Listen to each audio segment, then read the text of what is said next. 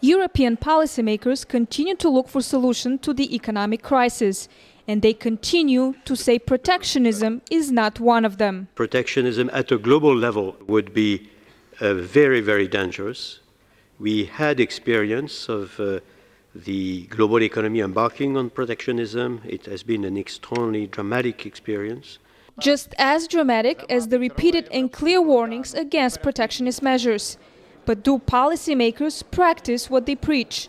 ActionAid, an international anti-poverty agency, says they don't. And here's why. First of all, the fact that it continues to protect its own trade through subsidies. And secondly, protection of its own contractors, its own companies via aid. ActionAid is helping over 13 million of the world's poorest and most disadvantaged people in 42 countries around the world. What we at ActionAid are really calling for is for Europe and for the United States to really stop wasting time and bickering about protectionism and to look at, the bigger picture, the fact that the financial crisis, the food crisis have taken a massive toll on developing countries. Protectionism has not been the only double standard used by the European policymakers.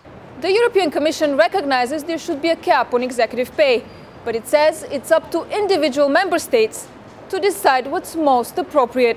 But some suggest commissioners should take a pay cut. An op-ed piece in the European Voice says, why not, considering the global economic situation?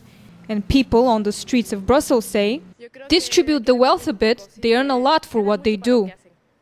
They receive a lot of money and should share. They should feel what's like for us down here.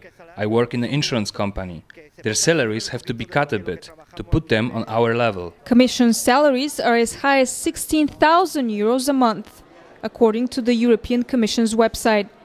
One Commission employee told Press TV salaries might be cut if the crisis deepens. We can have a scenario, a very dire scenario, where our wages are cut. I will cry, but that's life. We are in depression, everybody. We are not isolated from the world. Meanwhile, many in Europe continue to not only take salary cuts, but to lose their jobs. According to some estimates, joblessness might go up by 50% by the end of 2009, in what has become Europe's worst recession in 50 years.